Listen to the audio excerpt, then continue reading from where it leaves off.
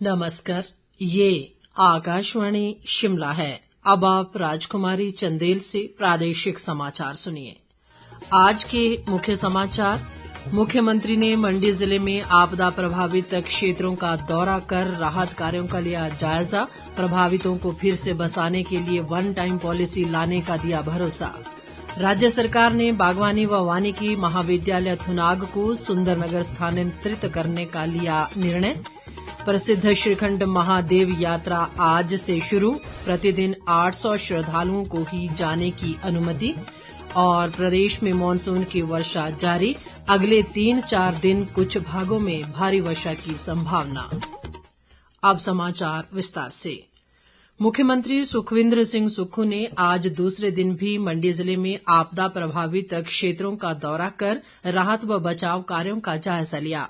उन्होंने सराज विधानसभा क्षेत्र के थुनाग, बगस्याड़, देजी, बाड़ा और स्यांज गांवों का दौरा किया। देजी गांव में बादल फटने से 11 लोग लापता हैं, जबकि बाड़ा में 2 लोगों की मौत हुई है। इसी प्रकार स्यांज गांव में 4 लोगों की मौत हुई है और 5 लोग लापता हैं। प्रभावितों ने मुख्यमंत्री को बताया कि इलाके में ऐसी आपदा 200 साल में कभी नहीं आई। मुख्यमंत्री ने कहा कि राज्य सरकार आपदा प्रभावितों को फिर से बसाने के लिए वन टाइम पॉलिसी लाने पर विचार करेगी और राज्य सरकार पीड़ित परिवारों के साथ है। उन्होंने बाड़ा राहत शिविर में रह रहे पीड़ित परिवारों से बातचीत की और उनके साथ भोजन भी किया। मुख्यमंत्री ने कहा कि आपदा में अपना घर बार खो चुके लोगों को राज्य सरकार मकान के किराए के लिए 5,000 रुपए प्रति महीने की सहायता राशि देगी, जबकि उन्हें बर्तन इत्यादि सामग्री भी प्रदान की जाएगी। जो किराए के मकान में आप अपना देखो, सरकार 5,000 रुपया देगी और 6 महीने तक आपको पहले 5,000 रुपया देगी, बर्तन भी देगी। किराए के मकान में रह लो तब तक। और बच्चों की पढ़ाई का मैं देखता हूँ कैसे करना है और उस सड़क बनाने का तरीका क्या है और जगह कहाँ मिलती है देखो पता नहीं। मैं केस तो भेज दूंगा ना उसको, वो क्या करती है भारत सरकार देती है, लेकिन सरकारी जगह जो वन भूमि न हो वो हम दे सकते हैं। घर बनाने के लिए तो दे, पर ऐसी जगह हो कि नाले के साथ ना हो।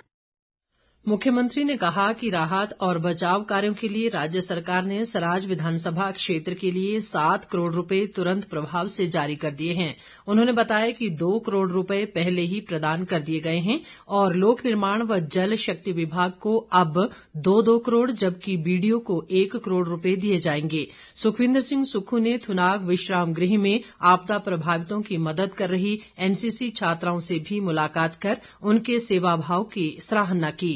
उन्होंने थुनाग में सीबीएसई आधारित स्कूल खोलने का आश्वासन दिया। मुख्यमंत्री ने राहत और बचाव कार्यों में जुटे एनडीआरएफ, एसडीआरएफ और अन्य जवानों का हौसला बढ़ाया।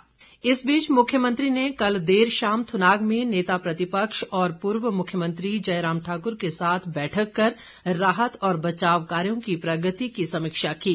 इस मौके पर उन्होंने प्रभावितों को जल्द राहत पहुंचाने के लिए सड़कों और बाधित बिजली व जलापूर्ति योजनाओं की बहाली के अधिकारियों को निर्देश दिए।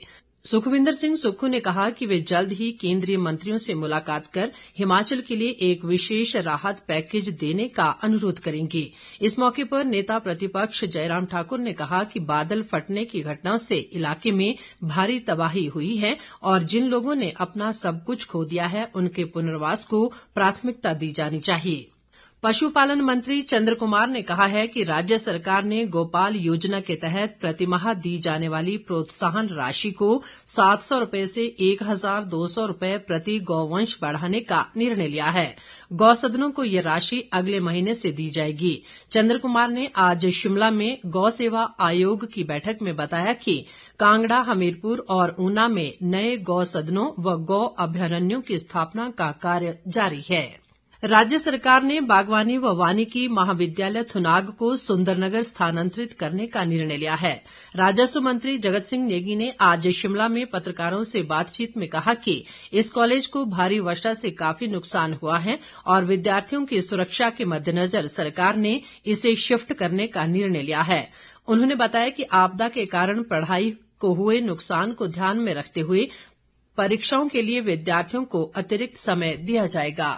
थुनाग में जो है हमारा हॉर्टिकल्चर फॉरेस्ट्री यूनिवर्सिटी का एक कॉलेज भी हमारा वहाँ पर है लास्ट ईयर भी जो है इसी थुनाग के एरिया में फ्लैश फ्लड्स आने से भारी नुकसान हुआ और इस बार भी भारी नुकसान वहाँ पर हुआ है।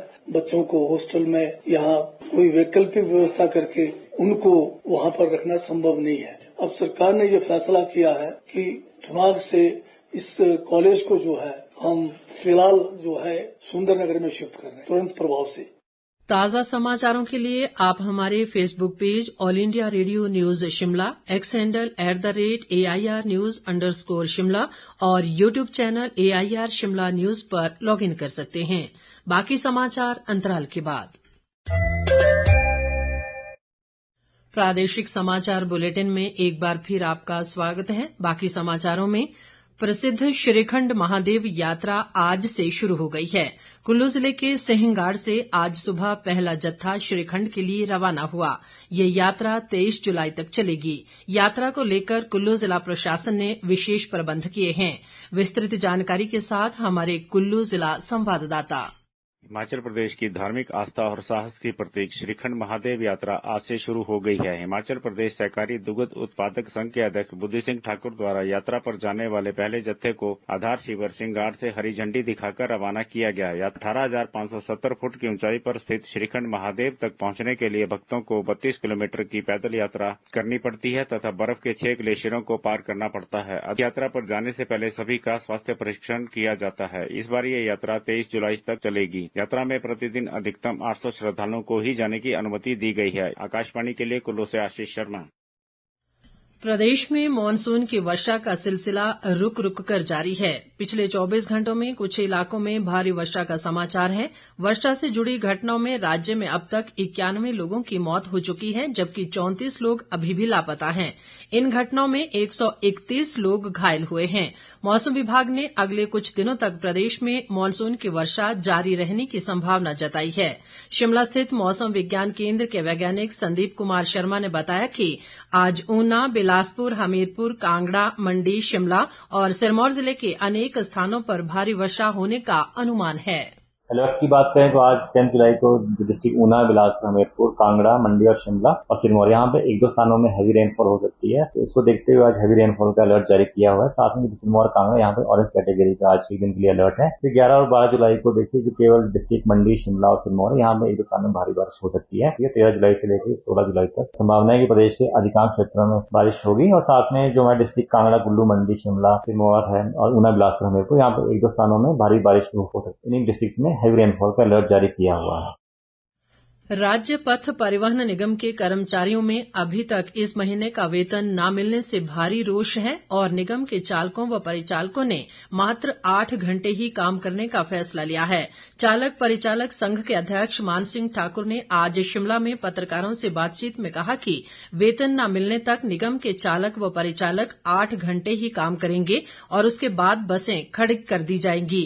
उन्होंने कहा कि चालकों व परिचालकों के पिछले कई महीनों के रात्रि ओवर टाइम का भुगतान भी नहीं हुआ है। आज 12,000 कर्मचारियों को 10 तारीख हो गई, लेकिन सैलरी नहीं मिली है। HRTC के कर्मचारियों के जो दे भत्ते हैं, दुनिया भर के दे भत्ते, 100 करोड़ ओवर टाइम नाइट लेने को है, एरियर दुनिया भर का लेने को है। आज हमारी ये दशा है कि हमारी जेब में खुद के लिए खर्चा नहीं है। हम लोगों से उधार मांग कर अपना खर्चा चला रहे हैं। मैं माननीय प्रबंधन से और माननीय मुख्यमंत्री मोदी जी से एक बार फिर गुजारिश करना चाहता हूं कि समय रहते इन बातों पे सुधार लाया जाए। हम सिर्फ और सिर्फ वर्क टू रूल करेंगे, 8 घंटे से ऊपर हम काम नहीं करेंगे। ना हमें ओवर टाइम चाहिए, ना हमें नाइट चाहिए, हमें सिर्फ सैलरी चाहिए, वो टाइम से पहली तारीख दी जाए। अंत में मुख्य समाचार एक बार फिर। मुख्यमंत्री ने मंडी जिले में आपदा प्रभावित क्षेत्रों का दौरा कर राहत कार्यों का लिया जायजा। प्रभावितों को फिर से बसाने के लिए वन टाइम पॉलिसी लाने का दिया भरोसा। राज्य सरकार ने बागवानी व वानिकी महाविद्यालय थुनाग को सुंदरनगर स्थानांतरित करने का लिया निर्णय। प्रसिद्ध श्रीखंड महादेव यात्रा आज से शुरू, प्रतिदिन 800 श्रद्धालुओं को ही जाने की अनुमति। और प्रदेश में मानसून की वर्षा जारी, अगले 3-4 दिन कुछ भागों में भारी वर्षा की संभावना। इसी के साथ ये समाचार बुलेटिन समाप्त हुआ। हमारा अगला बुलेटिन आप सुन सकते हैं कल सुबह 9:20 पर। नमस्कार।